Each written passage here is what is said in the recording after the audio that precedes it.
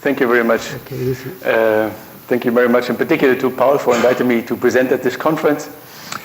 However, I have to refer, of course, to the usual disclaimer that the views expressed are those of mine and not necessarily those of the ECB or the Euro system. This is even more applicable to this case, since the ink of this presentation is not yet really dry, and I couldn't yet get approval from senior management on this presentation. So I will keep the normative implications of what I'm presenting today to the absolute limit and remain mostly factual. So what I will do, I will basically tell a little story about the crisis based or through the lens of certain indicators that we have been developing at the ECB. So it's, in that sense, closely related to the very first presentation by Holger Schmieding, who unfortunately had to leave us already, because it provides him some of these snapshot summary indicators that, in particular, financial market participants or others who are kind of less patient readers really provide value with. In terms of motivation, it's clear that financial crises, in particular systemic crises, as we have recently observed, are strongly disruptive events, and which typically imply and impose huge losses in terms of output and social welfare, and sometimes political stability to the countries affected. And what we see during financial crisis is that these stresses, which quite often emerge in the financial sector, they transmit, spill over to the real sector, and then they enter a vicious cycle, both reinforcing each other. And what is also typical of true systemic crises is that they have a similarity to panic effects, also what Holger Schmieding was referring to. And I translate this into the absence of a self-correcting mechanism. So dynamics become unstable during financial crises.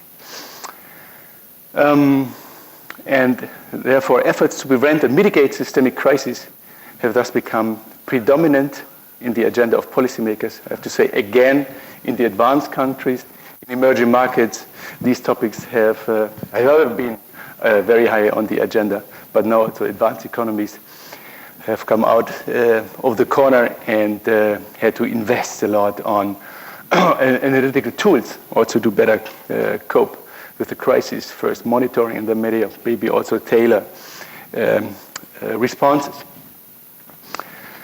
And also the ECB has stepped up quite substantially research and analytical efforts to deal with financial stability issues. Some keywords are just systemic risk, early warning models, macroprudential policy, financial instability, or macro-financial linkages. These are just a few keywords which now gained much prominence in the economic and the research output of central banks in general and the ECB. In particular, I want to mention here the ECB's, ESCB's, European System of Central Banks, macroprudential research network, which aims to develop core conceptual frameworks, models, and tools to provide research in support of the macroprudential supervision in the European Union. And one of the work streams of März focuses on early warning systems and financial stability or systemic risk indicators. And the current kind of what I'm presenting today is mostly related to, or is in direct offspring of this structural effort. What this paper is more particular, more especially about, is that it sheds some light on several aspects of the recent crisis, mainly from the viewpoint of a real-time, quasi-real-time indicator of the level of systemic stress in the financial system. It's part of the März agenda, and the main questions which I would like to address in today's talk is how to measure systemic financial stress, what are the dynamics of systemic stress, in particular during crisis periods, and when does financial stress become systemic and thus a threat to the real economy? And last but not least, did ECB standard and non-standard measures help mitigating financial stress, thus measured? Quick overview. Second part deal presents the KISS indicator, how I called it, composite indicator of systemic stress. Then I present you 2 slides on a closely related measure using the same methodology, which I call soft KISS, which focuses on measuring stress in euro area sovereign debt markets. And then I show you 2 approaches how to identify systemic crises endogenously by application of econometric tools. And last but not least, this is where the ink has not yet dried. I present you results of a VR, a vector autoregressive econometric model, in which I try to get a very crude and rough assessment of the impact of ECB standard and non-standard monetary policy and how they relate to the KISS indicator. These are the background papers. Just a quick motivation, because sometimes when I present this work to other central banks or also academia, some people say, why do we need this? I mean, when there is a systemic crisis, I know it when I'm in. And what the typically answer is, yes, if kind of the case is so clear, like what we had in 2008 after Lehman, then it's probably true. But in general, systemic crisis starts somewhere and then tend to gradually spill over to other market segments. And then this is just a brief snapshot of 15 indicators. Usually, analysts, they look at kind of 100 indicators at the same time. And then in that case, it's very difficult to see the wood for the trees. And what I try to build is a composite indicator that gives you a better picture about where the wood is located. The nature, the aim, or the purpose of the indicator, the KISS is a novel financial stress index that is a composite indicator which tries to quantify the current state of instability in the financial system by aggregating a number of individual, typical, standard stress indicators into a single number, into a single statistic. And what we try to do, what makes the KISS special, is to emphasize the systemic dimension of financial stress. Why financial stress? Financial stress we interpret as, or systemic stress we interpret as an ex post measure of systemic risk, which is systemic risk that has materialized. And I will try to convince you that this also makes sense. Although, of course, for macroprudential authorities, eventually it will be more important to design appropriate models that can give early signals on upcoming crises. So this, in a sense, becomes most useful when it's already too late. But it's also a very kind of valuable exercise to track the dynamics of systemic stress during a crisis episode and to benchmark the current levels to previous experiences. A standard definition, this is kind of where we start from, reads like this: systemic risk can be defined as the risk that instability becomes so widespread, this is the most important part of widespread, within the financial system that it impairs its functioning to the point where economic growth and welfare suffer material.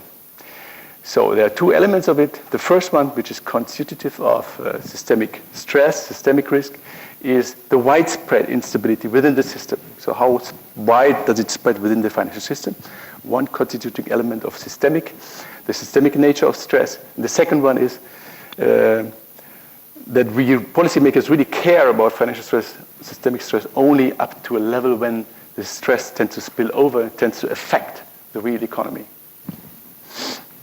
So the KISS is more like a thermometer than a barometer. So it provides you information about kind of how sick the patient is at present, and not so much about whether there might be a disease upcoming. The KISS may help users, in particular policymakers, but also investors and researchers, to monitor and assess the level of stress in the overall financial system in real time. The real-time property comes from the selection of indicators. So we only use financial market prices, which are available basically with at most a 1-day publication lag. So we can compute it in quasi-real time. It helps you to evaluate the impact of policy actions on financial stability conditions. At least it gives you a very rough gauge. And it also, for research purposes, better identifies and delineates historical financial crises, in particular the end date. So what you see in the typical crisis literature, like Reinhard Rogoff, they use very often annual data, where it doesn't matter that much whether you're right, whether a crisis ends in August or December, etc. But the KISS gives you a more granular method to better kind of delineate the exact length of crisis periods. What's special? So first of all, it tries to integrate elements of systemic risk in a systematic fashion. And second, this is kind of the main innovation in the paper, is that we apply portfolio theory to the aggregation of individual stress indicators to capture this idea of widespread financial instability. What we do can be described as a three-stage approach. First, we start from a standard textbook representation of any financial system that covers the main flows of finance from end savers to end investors.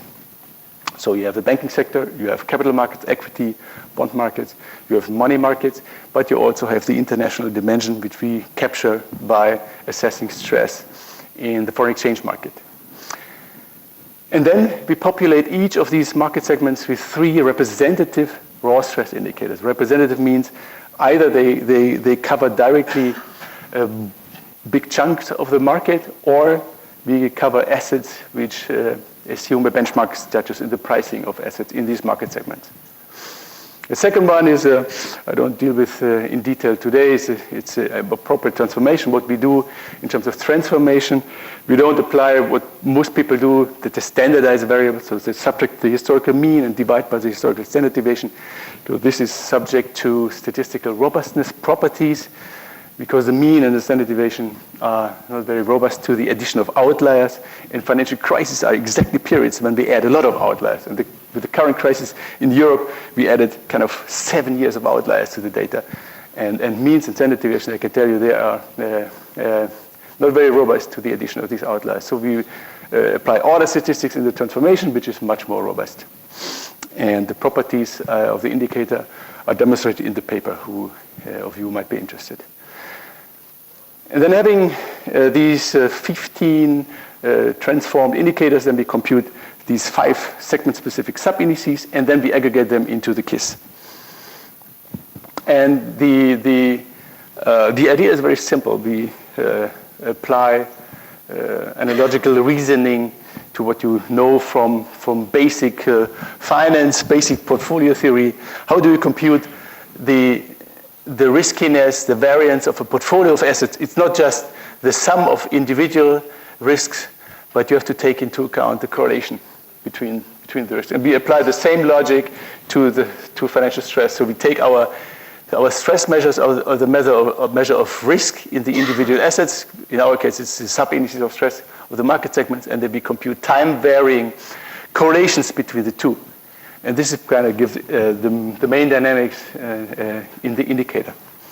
So it offers 2 ways to introduce systemic risk characteristics. The first one, which I mentioned, the time-varying cross-correlations, they capture the idea of widespread instability, but also can capture the contagion between market segments, or interconnectedness, time-varying interconnectedness. And the sub-index specific market shares offer the possibility to tailor the importance of each market segment to what we perceive might be their systemic importance. So this is the second element. And in this paper, we tailor the weights according to the likely impact or econometric impact on a measure of real activity. This is the main formula is very simple. It's simply the matrix variant of this simple formula which I showed to you. So this is these are the weights for this is a 5-dimensional vector containing the weights. These are the sub-indices of stress. So stress in money market, bond, equity, financial intermediaries, and foreign exchange. And this is a correlation matrix. This is this one here, and it includes the correlations, the cross correlations on there of the main diagonal. And that's basically it about the KISS. It's relatively simple. And And that the correlations really matter, I demonstrate here with this chart. These shows all the 10 cross correlation between market segments. And what you see here that typically in kind of normal periods, they go all over the place. So they vary. Some are strongly positively correlated, others negatively, others about zero, so very dispersed. There are 2 episodes when the correlations really cluster at very high level. This is ahead of the crisis, when stress was super low in all market segments at the same time. Directly ahead of the crisis, we observed that volatilities, risk spreads, they were all at historical lows. This is reflected here, but this is not where we are particularly interested in, but we are particularly interested in these episodes. This is around the Lehman Brothers default. You see here that all market segments reached their historical highs at the same time. And the KISS index kind of does overweigh situations like this. So, or better, kind of, it downweighs the importance of stress in individual sub-indices when stress is scattered. So it better identifies the systemic crisis because it gives more weight to situations when stress is widespread across the system. This is a chart from the European Systemic Risk Board, the risk dashboard. It's called, the KISS is also shown as a summary. I think this is maybe one of the most important uses because it provides a summary view of financial stress conditions in the entire financial system of Europe.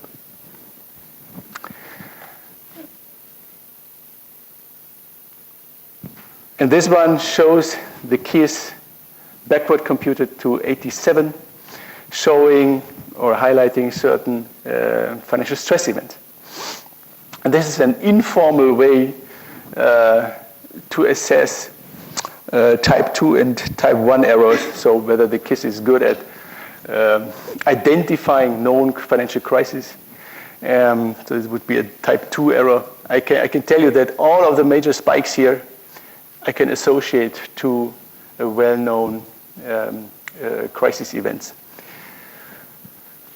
I just want to highlight kind of talking about the recent crisis that a new historical high was already reached when the subprime crisis erupted. But then, of course, kind of you see here, kind of when the Lehman default occurred, the KISS reached very, very high levels, presumably only comparable to the situation in the Great Depression. And then the crisis moderated, and then kind of the sovereign crisis started with Greek reporting problems about the deficit situation. And then we had the intensification of the crisis tamed already or coinciding with some of the ECB non-standard policy measures. And then we have the famous London speech by President Draghi, with subsequently financial stress declined rapidly back to levels more kind of typical for periods, for normal periods, basically. A related indicator, because the KISS also captures sovereign stress.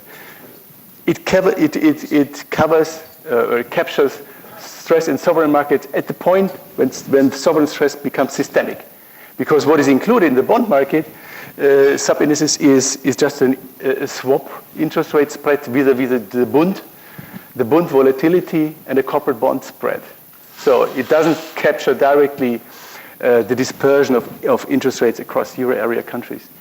And in order to support analytical tools to monitor stress in sovereign markets, I simply applied the KISS methodology to individual euro area bond markets.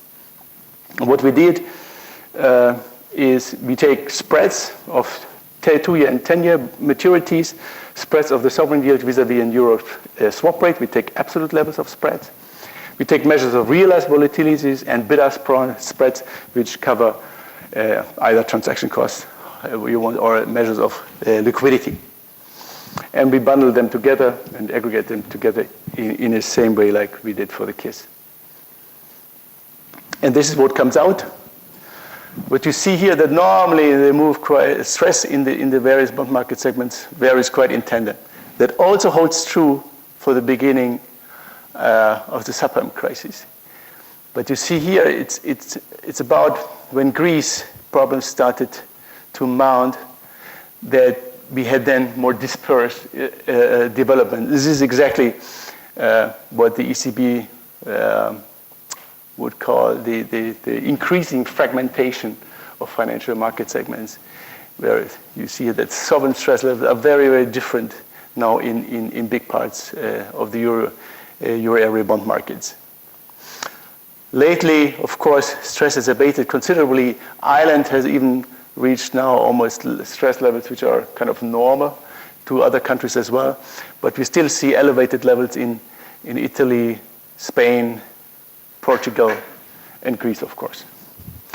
And they don't show up that much in aggregate measures of stress in euro area markets, which is the black. The black line is a GDP-weighted average of the countries. You see a different signal. There's not much going on anymore, but this comes from the fact that the countries with the biggest weight have low stress. So these countries have relatively less of a moderate impact only. How can we assess the information content of the KISS? I present basically two approaches. One is a bivariate threshold autoregression model, and the other one is called autoregressive model. It becomes clear why I do this when I present it. So when does a KISS indicate a systemic crisis? Because what many people do in the literature when they have to or try to identify systemic crisis or banking crisis or what you have, then they compute something similar, stress index, and then they say, I define a crisis when the indicator is 1 standard deviation or 2 standard deviations above the historical mean.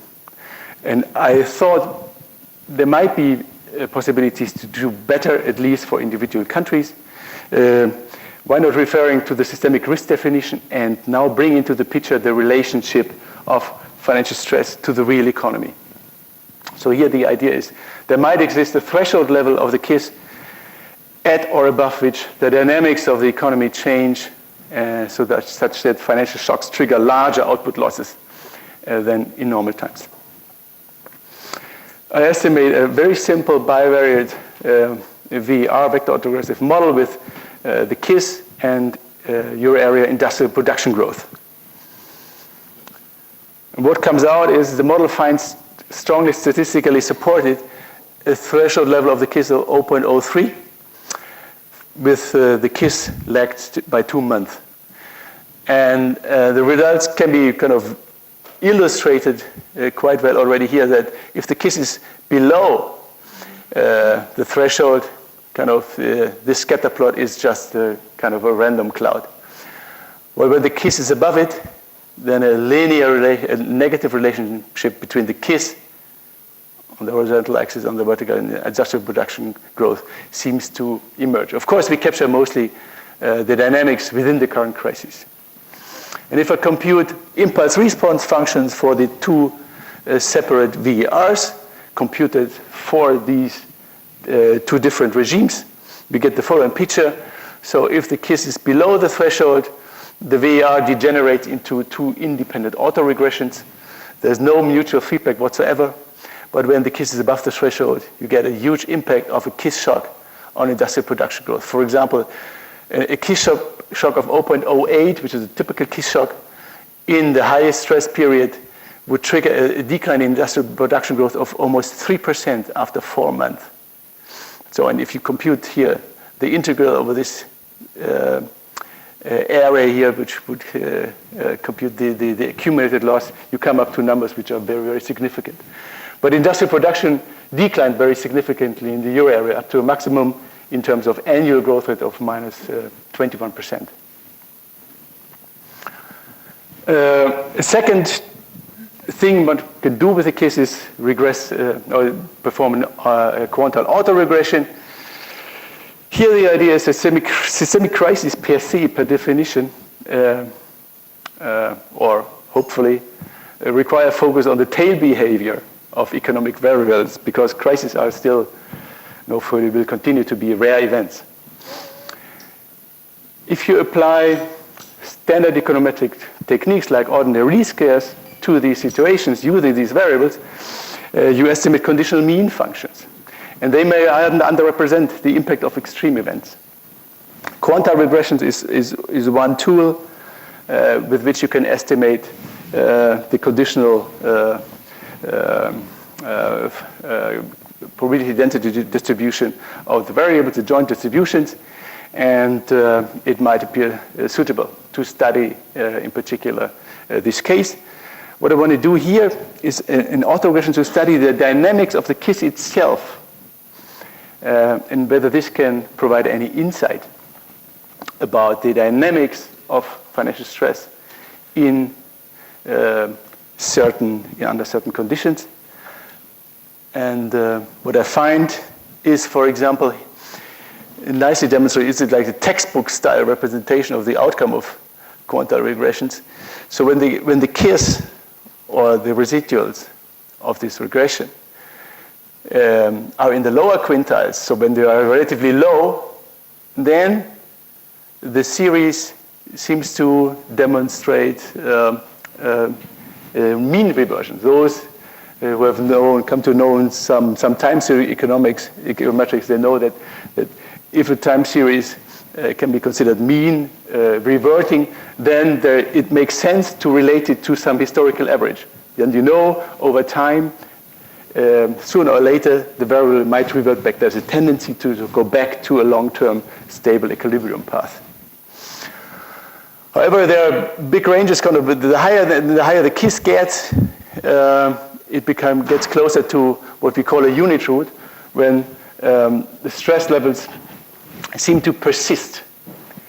And at the very highest quintiles of the distribution, we get even strongly positive numbers of the autoregressive coefficient, which simply says here in situations of extreme stress, financial stability might follow an unstable process. You might have reinforcing tendencies that are consistent with the idea that financial crises, when they are big enough and the panic is big enough, strong enough, that the system does lack a self-correcting mechanism. There's nothing that brings it back, but rather the situation tends to escalate until,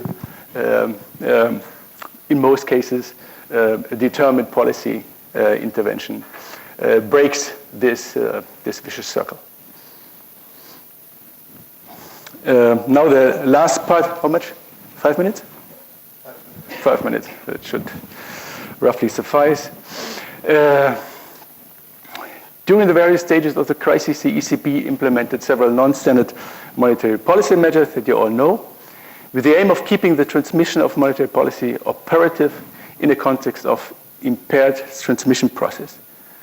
What this means here, I present you something which the ink of which has not completely dried, is another composite indicator, and this one is a composite indicator of financial integration in the euro area. It integrates measures of integration in bond markets, money markets, equity markets, and the banking market using bank retail interest rates. And it measures the dispersion of rates across euro area countries. And what you see here, observed ahead of the introduction of the euro, there was more and more, less and less dispersion of rates, stronger integration when we started Europe, and this process continued in the first part, the first couple of years of the euro area. Integration improved, market conditions have become more homogeneous across countries, and then the crisis started with subprime. We saw already here some fragmentation, mostly in money markets. But then quickly after Lehman default, the financial fragmentation became prevailing throughout the entire financial system. And it gradually deteriorated the situation. You see here, even when the financial stress, the red line is the KISS again, when the situation have come back more or less normal conditions, the current level of financial integration is still below what we have seen at the start of Euro. So financial fragmentation is still a problem that the ECB doesn't stop to emphasize. So we have to overcome the situation of financial fragmentation in order to restore a smooth transmission of monetary policy.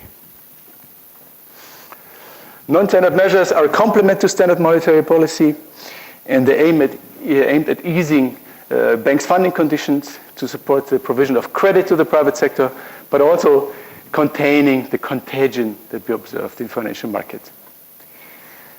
It's very difficult to assess the success of these measures since we don't know very well what would have happened if the ECB did not intervene. So the counterfactual is missing.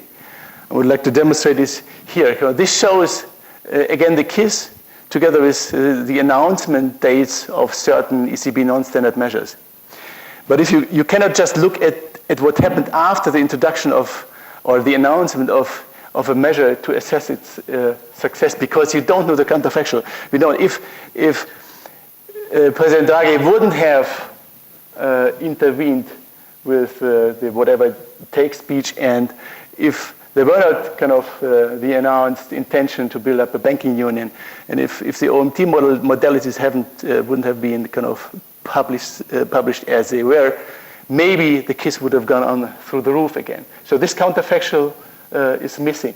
And this is kind of the biggest econometric problem that we see in trying to empirically estimate the success of policy measures on financial stress.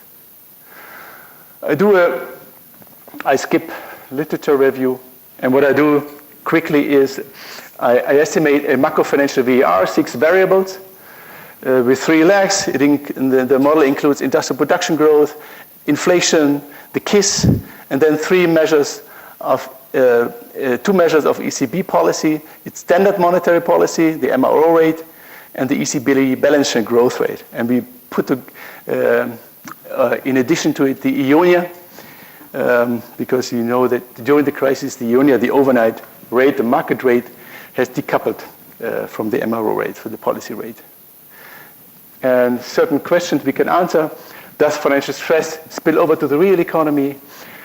Also, when controlling for all these variables, and do standard and non-standard monetary policy also tend to react to stress? And does monetary policy help mitigating financial stress?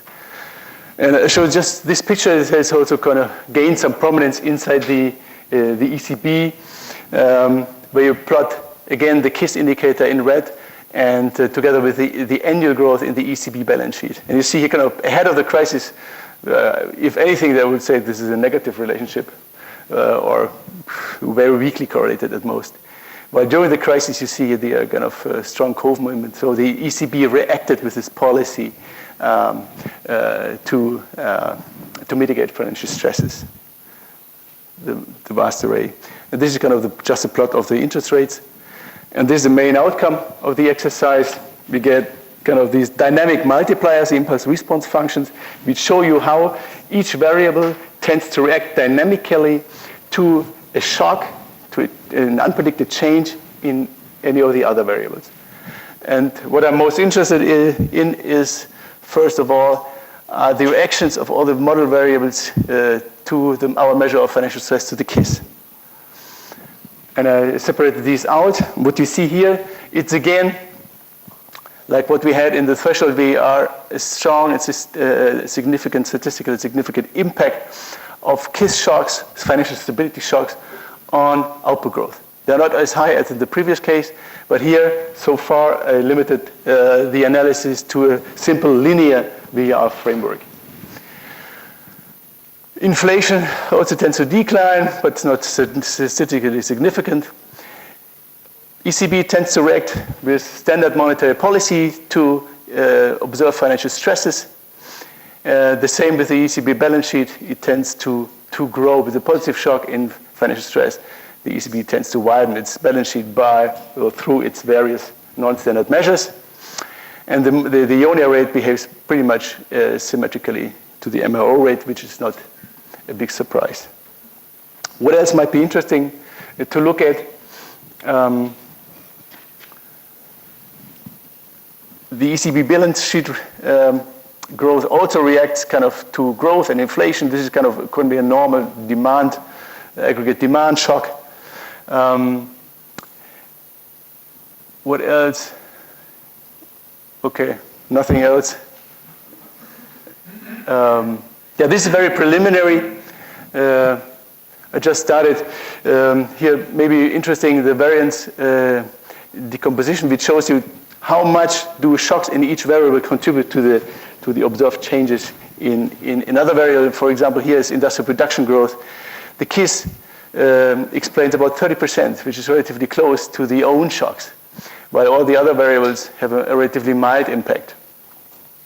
The KISS itself is basically mostly exogenous, so the other variables have hardly any impact. Monetary policy tends to react significantly to the KISS. The ECB balance sheet is heavily linked to shocks in the financial stress index. And the same with the Ionia rate, the market rate. The volatility there is also stronger related to the cash. And what I can conclude from this is, from all of this, is basically that it seems to make sense to build such composite indicators. They provide a big picture view, a quick summary view of the financial system as a whole. But it complements in-depth structural analysis of particular markets. If you're really interested whether a particular non-standard measure had hazard, in fact, you have to look at this particular market segment. But this can be a broad brush overview, which has its own value, in my view. The KISS, in turn, may capture well what is often omitted from empirical analysis, namely a measure of financial instability. And what you may falsely attribute to the impact of other variables like policy variables, fiscal policy, monetary policy, what you have, but if you don't include a measure of financial stability, might be controlled for here for the KISS. And my KISS might capture many things which might be falsely, wrongly attributed to other factors, in particular if you look at dynamics during crisis periods. And assessing the macro impacts of ECB non-standard measures within the VAR framework is, of course, a very crude way to do so. But I'm currently working on refinements like put proper counterfactual analysis, shut down certain transmission channels, or set certain shocks to zero, in particular what concerns ECB balance sheet. Also take a more granular view of the ECB balance sheet, decompose it into various components, and then also, of course, check the robustness of the results from results obtained from nonlinear models like a varying parameter VAR or macro switching models. Thank you very much for your attention.